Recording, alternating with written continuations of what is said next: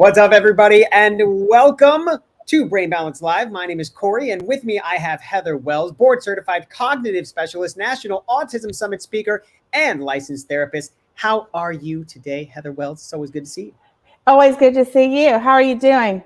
I'm pretty good. I got to be honest. I got a kid that got his booster, and he's just like, man, he's just not doing well today. But it's okay. I'd rather him go through that than go through the full-blown thing. I'm trying not to mention the word itself because I don't want to be flagged by Facebook, but you know what I'm talking about.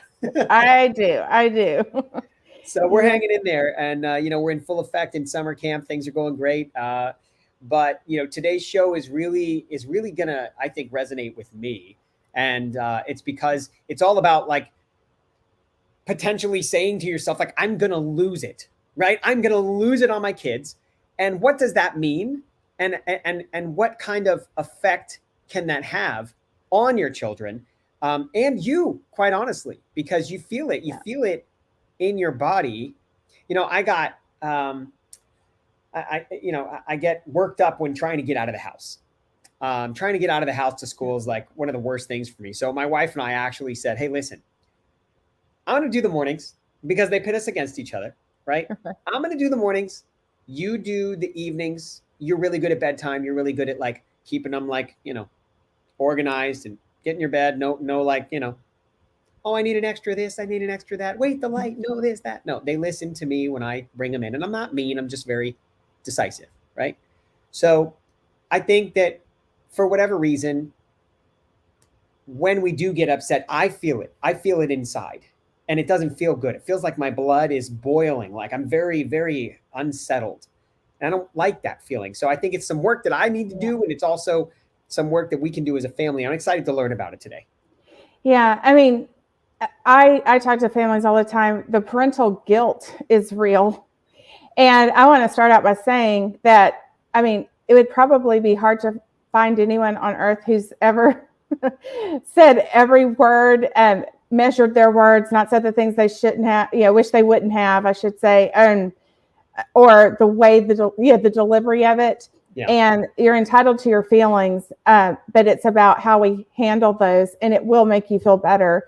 Yeah. And your kids, like you said. So, I mean, the first slide kind of gives an example of how this can sort of disintegrate. And you're going to go ahead and pull that up. Oh, yes. Sorry. Yeah. I'm sitting here like, yes, hello. It's nice. There it is. So, they're upset with their teenage son, and we don't do anger in this house. What's wrong with that? We're saying that your emotion is not valid. Stop doing that at your age. We've done unintended shaming shows where if we ascribe comments to their age or their gender, big girls don't cry. Well, this is what I'm feeling, so what's wrong with me? That kind of thing. Right. You are making me so mad. We don't want to do this with anyone, but especially with children or teens, they can never feel that they are responsible for our emotions. Even if they act like they don't care, that they are going to take that with them and think, wow, the person who takes care of me, loves me most in this world, I mean, which is parents for kids, hopefully most of the time, I can't even get it right with them. We need to use I statements. I am feeling frustrated right now, and we'll talk about what to do with that. You are unreasonable. Go to your room until you can control yourself. That says, I can't control myself. I am unreasonable.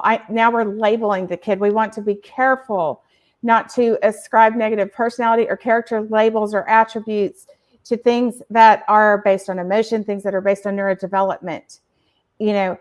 I'm having a hard time connecting with what you're saying right now. That kind of thing. So everyone needs to be allowed to share their big emotions. That means parents too, by the way, but it's how we do it that matters. And we have to have some discretion maybe on how much we share about, but we also want to be honest and let them know that if we try to shove down our feelings and be a robot on the flip side of losing it, they can feel even more shame. Why am I feeling so emotional? We all feel a range of emotions, and some of them are uncomfortable, but we can work through those. We can talk through those. But when we accept their emotion, we never punish the emotion. We talk about it's what you do with it that matters. And Heather, what Yeah. about when they like are causing harm or harm to themselves or to other people? Yeah, Because safety comes first, okay, always. yeah, So if they're hurting them, we have to get that act to stop it, and everything else ceases during that moment. And we're not going to be having meaningful conversations when things are extremely escalated anyway. And that's why we're going to talk about taking breaks, yeah, hitting the brake pedal on this and waiting for a second. If they are harming a sibling, of course, if you happen to have two adults or two caregivers around, you want one to tend to the sibling that was hit and make sure they're okay. And right, not both parents. One parent goes with that person unless it's something really severe. But I mean, like they slapped him or kicked him or something, and we don't need to go to the hospital. yeah, The other parent needs to go with the one who did the harm. And as hard as it is, take some deep breaths. And we have to empathize first and allow them to calm down. And then we talk through and try to prevent that from happening again. But yeah, you must be really angry right now. Tell me about that. This is so difficult. It is possible. And then as they're calming down, we talk about it is okay to feel angry. And if try to find out what made them angry. You may already yeah, know because there may be patterns of behavior in your house. You always want to be looking for patterns. And if you're having difficulty finding them, keep a journal of mm, what were the precipitating events, what was happening in that moment. And yep, also not just in the immediacy, but look at how they've been sleeping. What have they been eating? Have we had a frenetic schedule? Because a lot of this is cumulative. There will be patterns that emerge. mm, And so you empathize first, and then you say, it is okay to be angry. It is not okay to hit your sister. yeah, We have to, and then you want to come up with alternatives for what they can do with their anger when they are feeling that way. Maybe have a stress ball, or they're allowed to throw certain pillows. Sometimes even just that physical release. You go outside and shoot basketball until you can calm down, and then we teach them relationship repair. But empathy comes first, not scolding, and that is very difficult. But your words are not going to penetrate. The brain is literally locked up. We've talked about the fight or flight system and yep, how that guard dog of the brain is on high alert, and it is like a brick wall, and your words will not penetrate. They just won't.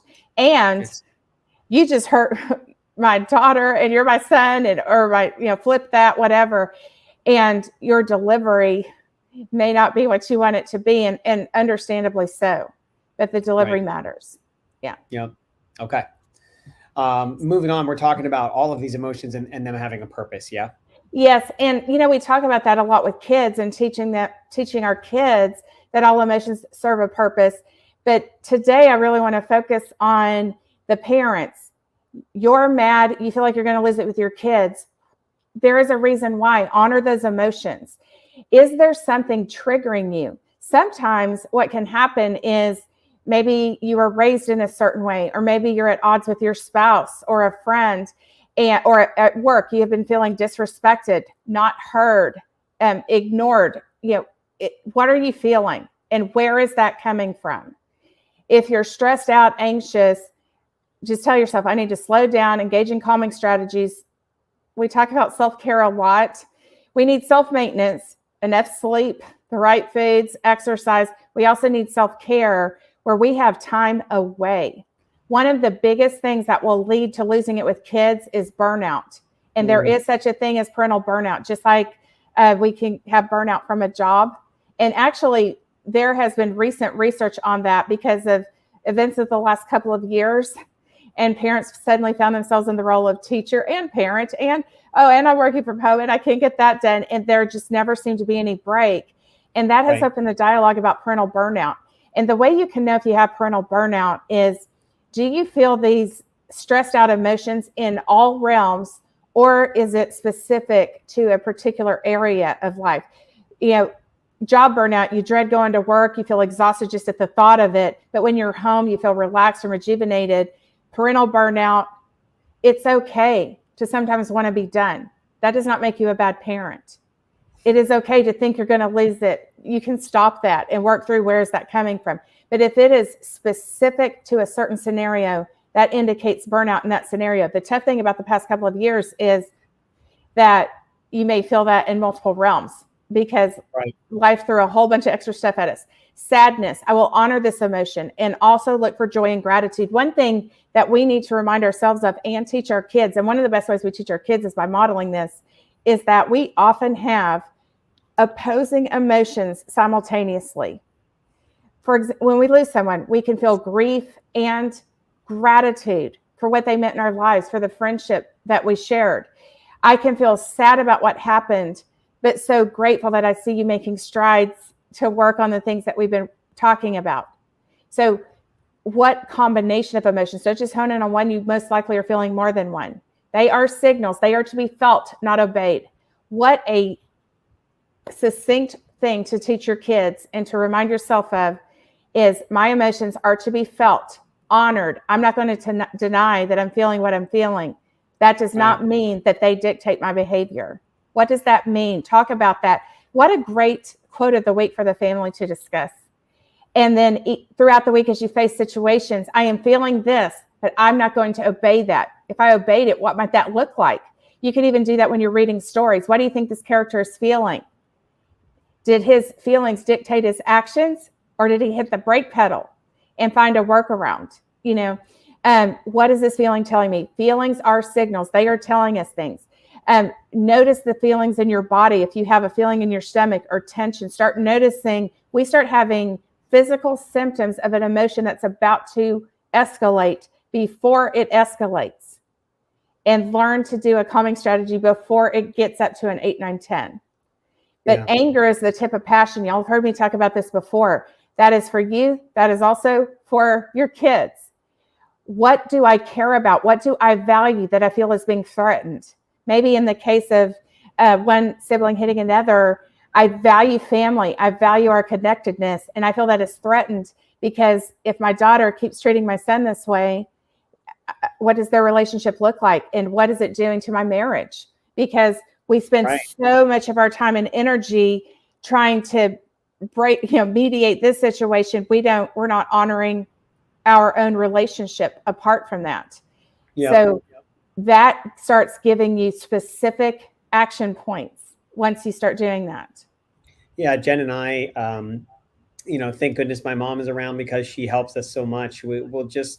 She says, why don't I come over and you can go to a movie? And I actually said to Jen, because we were going to go see the new Top Gun movie, right? Like, oh boy, everybody's seeing it. Let's go do it, right? It's Tom Cruise. Yeah. But we actually decided, I said, I don't think I've looked you in the face and like had a conversation with you for more than 30 seconds without being interrupted by one of these maniacs that we call our loving kids. How about we just go eat dinner and sit across from each other and just like, I don't know, talk, And she's like, sounds good. Let's do it. Right. Instead of like just staring in a movie theater together, 2.5 hours, 2 hours go by and you haven't even said a word to each other. So I thought that was pretty cool. Yeah. I love that. What you just pointed out on a show a while back when I was talking about self-care, the show I think was entitled, Are My Child Struggles My Fault? The short answer is no. But, you heard me just mention self-maintenance versus self-care. Self-care, these are things that are energy begetting. I love doing this because it gets me in touch with who I am. It stirs my soul. I don't just do it to be healthy, to be rested. I don't do it to fill a role. I do it because it stirs my soul. Anesthesia is the word for when we do things, when we just need to escape and veg out. Watching a movie, there's nothing wrong with that at all. But so many times that would fall under the category of anesthesia, and meaning that you don't feel more in touch with who you are after watching the movie. There's a time and a place for that. I just need to escape and veg out.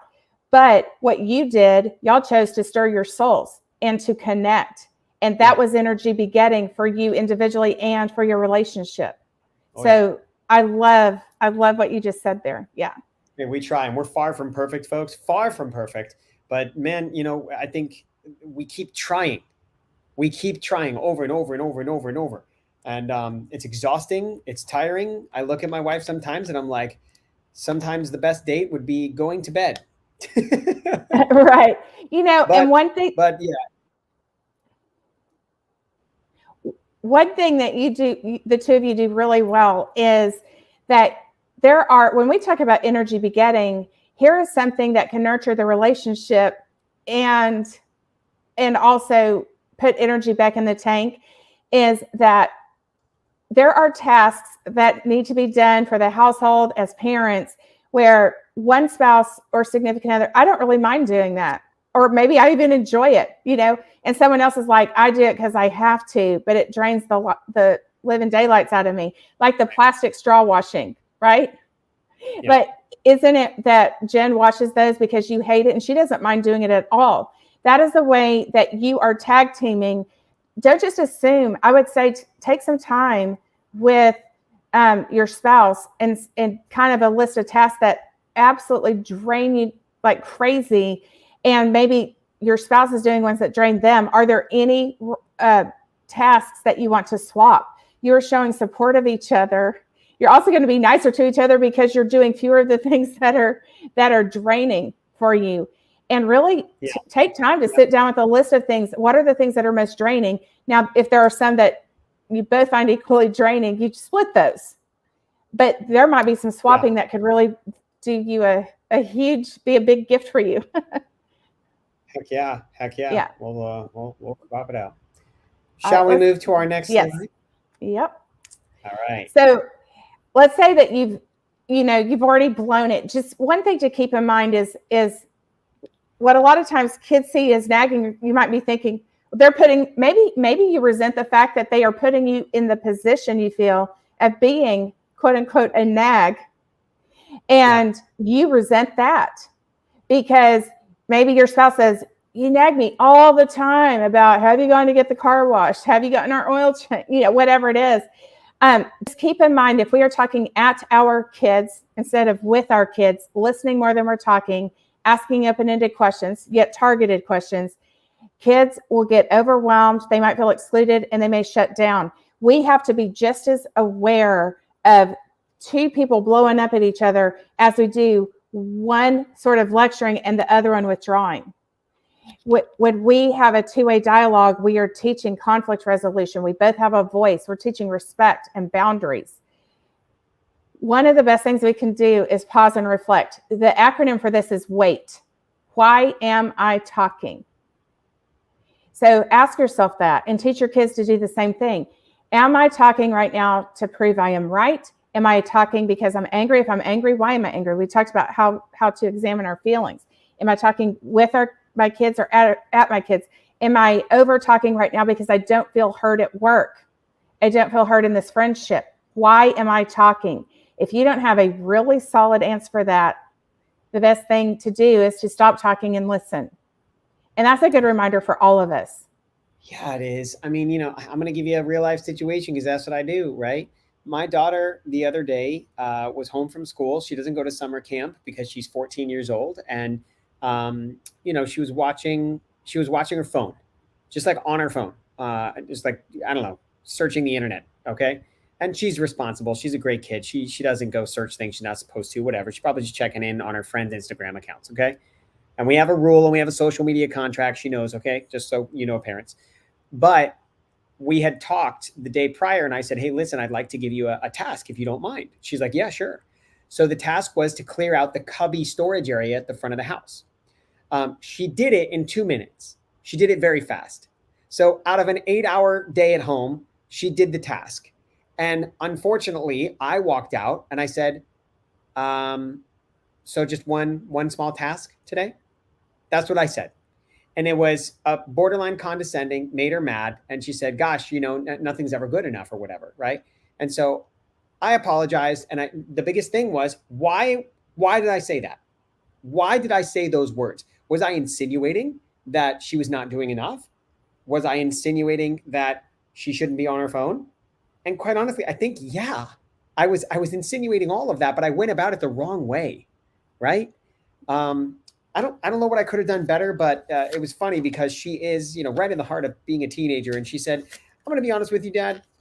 You couldn't have said anything the right way. I would have still snapped at you. but I do expect better. I do expect better of myself. And I think asking myself, why am I going to talk? Right? Might help. Yeah. Yeah, that is so powerful. I think we all probably need that reminder from time to time.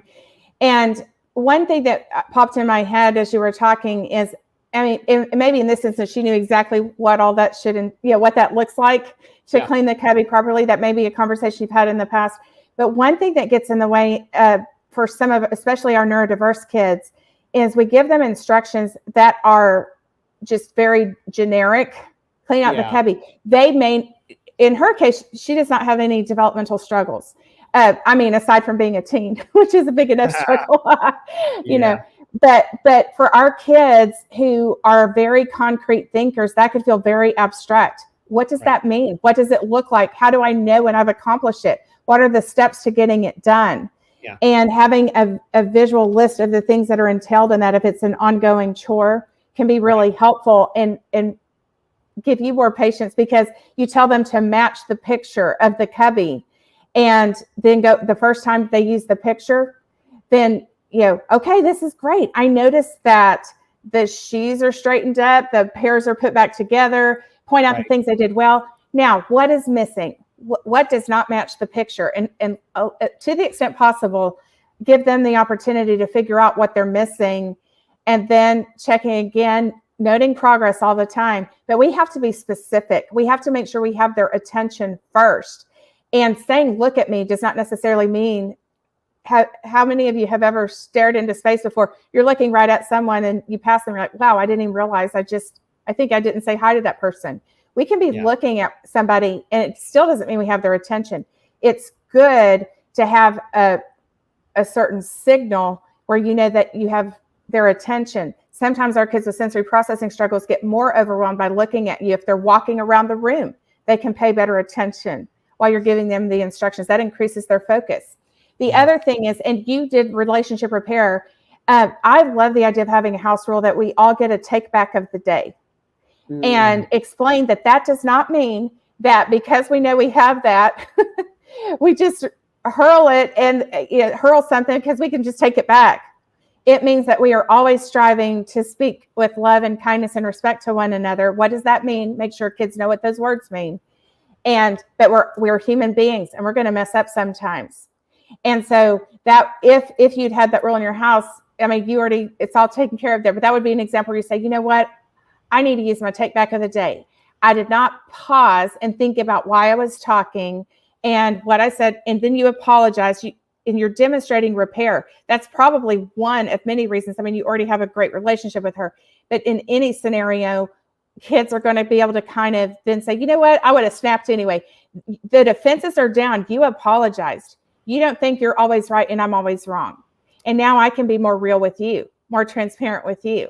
I've been snapping lately, because you did that. She may have done that anyway, but a lot of kids wouldn't. And that would be the tipping point for them to let their guard down and then own their part in something. You know what? I have spent too much time on my phone today. But take back of the day. What a relief. We're showing grace. We show forgiveness. It is, and we don't bring it up again. And, that's one thing. When we are talking to kids or spouses or friends, we do not, if you're talking to a teenager who's 17 years old, you don't want to go back to every time they've made you mad. In 5th grade, you did this. In 7th grade, this. It's like it never goes away. And I feel like I'm in such a deep hole. Why even try? We cannot sustain relationships without forgiveness and grace. Okay. Yep. All right. Next slide. And boom. We talk about teaching kids to put themselves into somebody else's shoes. This is a huge element of emotional intelligence. We talk about how to nurture empathy in our kids. We also need to put ourselves in our kids' shoes. And that your kids better than anyone. Do they struggle with emotional regulation? Do they say no very quickly? Why do they do that? Is it because they need more time to process? Is it because they are struggling and they don't want to tell you that? That's why they say no to doing homework. Is it maybe they don't even know why? I'm confused right now. Is it because of low self-esteem? I don't think I can do it. Think about what your kids are doing and think about why they're doing it. Instead of, I'm so done with you right now. we can never say that, because kids, especially our concrete kids, may take that literally. They're done with me. I've told you 1,000,000 times. What can we change about how we are delivering the message that's going to make it resonate with our kids? That's shaming unintentionally. Yes, Right. maybe you have told them 1,000,000 times. That is going to shut their brain down, not open it up. So instead, take a breather. Make sure kids do not feel abandoned. You want to sit down and have a conversation that sometimes when we're mad, it's like just a gate goes up in the brain and I can't think straight and I can't control the words that come out of my mouth. Have you ever felt that way? So sometimes if we're not getting along, it's good to do this when emotions are neutral, not in the heat of a moment. Have these conversations.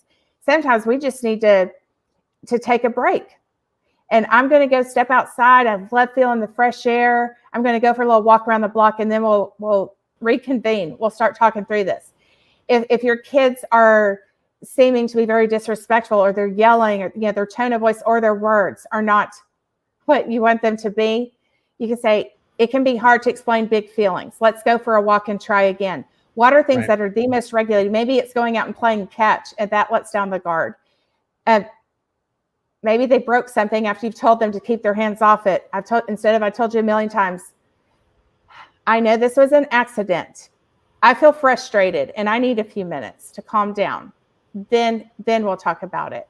So whether you take the break together, it depends on where you are in your emotions, or whether you just need a few minutes away. I love you, and I'm going to be back in a few minutes.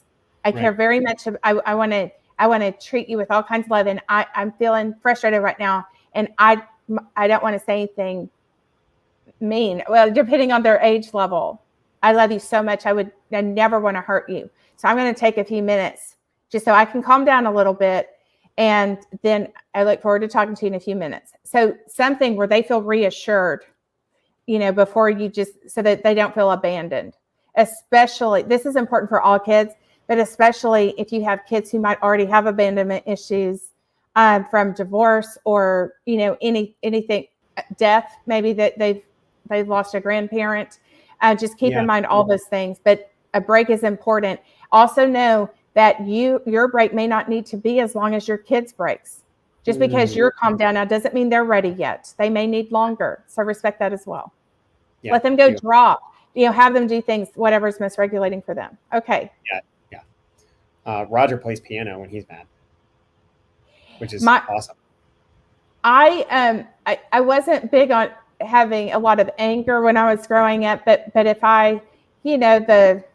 the teen years, and they're tough, and my mom said she could always tell what kind of day I had based on what music I would sit down and start composing at the piano. Well, and those were joyful emotions too, or frustration, or she could tell based on what I was emoting in the music. Even with kids, if they like to draw, have them go draw, and then they can talk to you about the picture.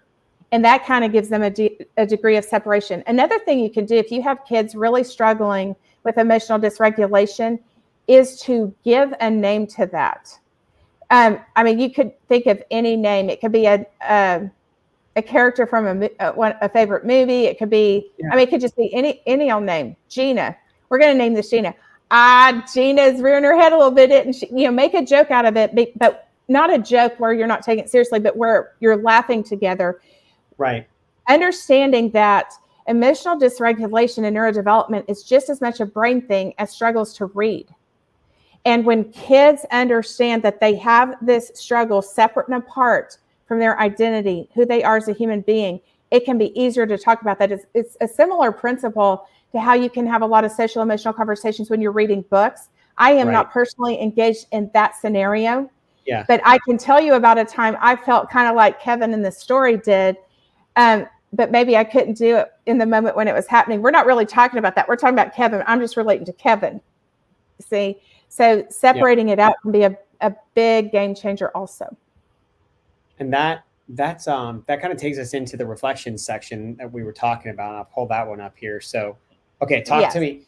This is kind of like piggybacking on what you're just talking about. Yes, it is. So, do I prioritize check-ins and quality time? This is important, period, just for connection and growing the relationship always. But it is easier to have the difficult conversations if your kids are accustomed to having regular check-ins and conversations with you. The other thing this does, there are going to be uncomfortable conversations from time to time.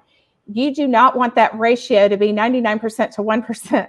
So if you are having a lot of enjoyable conversations, You're talking about a hobby, your day at school, the new boy you're dating, what you bought at the mall, whatever, what do you want to do this summer? If you're having those conversations all the time, the uncomfortable ones are diluted by the good ones, if that makes sense. So focus on nurturing intrinsic motivation for the desired behavior instead of thinking we're going to lecture them into it. If you're beating your head against a brick wall, I keep teaching my kids this and they're still not doing it. It doesn't mean what you're doing is wrong. It means it is not resonating with them. And it could be because the brain is shut down with big emotions. It can also be because I'm not really getting what this means. We have kids with language, auditory processing struggles, distractibility. What can we change about how we deliver the message? Of course, remaining calm. We've talked about that a lot. Am I asking questions instead of telling them how to feel or handle situations? How are you feeling right now? Now, if your kids don't know, it seems like you're feeling kind of mad right now. Is that right?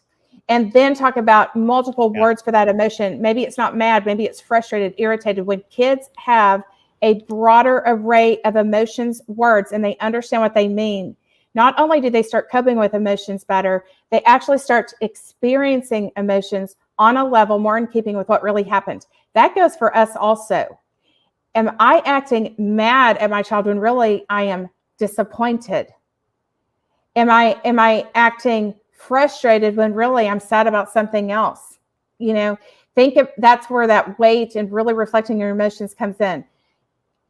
Do I address maladaptive beliefs more than their behavior? Sometimes kids do things because they think I can't do it. Everybody's out to get me. It's not fair. Figure out what the ruts of thinking are in your child. Maybe they catastrophize. They see things very all or nothing. They think they're mind readers. What is leading to this pattern of behavior? And let's work on that instead of the symptom of that. Do I listen until they feel understood? Sometimes we stop listening to kids or our spouses when we think we understand what they're saying, and we may or may not be correct in that. But that is not when we stop listening. We listen until the other person believes that we understand them. That takes longer. So when your kids are sharing something or your spouse, reflect it back in your own words. A lot of us can repeat verbatim what somebody said. It doesn't mean that we get the entire feeling and intent behind what they were conveying to us. So it's good to it's good to recap what they're saying, and it's for you and for them. It is, because we want to make sure that we do understand them. So you still didn't take the trash out. I heard you. You're mad at me because I didn't take the trash out. And the real deal, the real deal might be that I don't feel heard. I told you this too, and you didn't do it. Are they trying to beat you up? Maybe their delivery is not the best. We're not talking about that right now. We're talking about how we respond to it. Yeah. They told me 4 things and then I didn't do them, or I didn't respond in a way that they needed. They're not feeling understood. They're not feeling heard by me. That's the real deal. How many times do you have a fight with your spouse and whatever it is you're arguing about is not really what the fight is about? If we just repeat, I heard you, you're mad because I didn't take the trash out. It's not about the trash. It's about maybe a pattern of, I feel overworked. I feel that I'm taking on more of the load. You've been out of town and I'm stressed out because I've been with the kids by myself. By reflecting back and keep listening, more things are going to come out instead of us shutting down. Man, big deal. It's just the trash. That is us listening till we heard the words. We don't actually understand what it is upsetting the other person. Do we provide feedback rather than criticism? Feedback versus criticism for kids. Remember, by the time kids are 12 years old, if they're diagnosed with ADHD, this would apply to a lot of neurodevelopmental struggles. Experts estimate that they have received 20,000 more negative comments than their quote-unquote neurotypical peers. Feedback is constructive. Feedback notices intention? Were they really trying to make me mad? Were they really trying to be irresponsible in this moment? Were they really intending to be disrespectful? Did they intend to break that lamp? Effort and progress. Do I see small gains? Am I pointing those out? Are we celebrating those? Are we celebrating the progress they're going through, or the process they're going through, the strategy they used instead of just focusing on the grade on the report card didn't budge? When they know that we're noticing the good things, they know that they don't feel like they're in a hole they can't dig out. This is good enough right now. It's a growth mindset. I'm not where I want to be yet, but look how much further along that I am than I was last week. Okay. Next slide. Yes. There we go. Boom. So I felt that it was important to reiterate, it's not just about two people going at it. It's also about, is one person withdrawing or both? We want to discuss when both parties are calm. We do not want to assign negative motives. Let's give people the benefit of the doubt. And that goes with that listening until you feel understood. Instead of invalidating or dismissing the other's point of view, celebrate differences, compromise. And that means with our kids too, when it's appropriate. We are not always right, even though we're the adults. They may have some faulty basis for part of their thinking. Is 100% of what they're saying completely wrong? Am I acting like something's a fact when really it's an opinion? It's based on some solid stuff. But is there anything that where we can combine these two things into something that's mutually agreeable? You're still in charge, but the more you consider your child's point of view, the more they're going to consider yours, the more they're going to see. We want to model flexibility. We have rules, but that sometimes they need to change over time as kids grow developmentally. Instead of personalizing comments, this is so easy to do where, they were intentionally trying to hurt me. We are not mind readers. What is another way of thinking about this? What could have been another reason they said this? And we want to teach our kids to do that too. They might come home upset about something with a friend. Do you know for maybe that wasn't directed at you? What would be another reason Sally said that? What's another way of thinking about this? You are growing hope like crazy and flexible thinking when we don't just assume that our first go-to reason for somebody saying something is why they said it. And we can ask. We can ask, and then we find out if maybe we were wrong. And even if they did have an ill intent, maybe they're going to, you know what? I got in a fight with my brother and I took it out on you.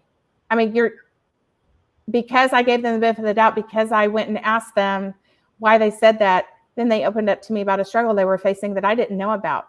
Do you want people to give you that same grace? And these are all good conversations. Okay. Next. Finally. Yes. Here we go. Finally. Is that what you just said? I thought this was the last one. I think we have one more, but it's okay. I've shown this before. Replace one behavior with another.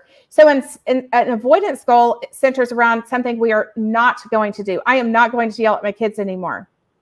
An approach goal focuses on engaging in positive behaviors. Instead of saying I am not going to yell at my kids, say I am going to practice the wait method. Why am I talking? Anytime we set an approach goal, what we are going to do, our follow through on that goes through the roof.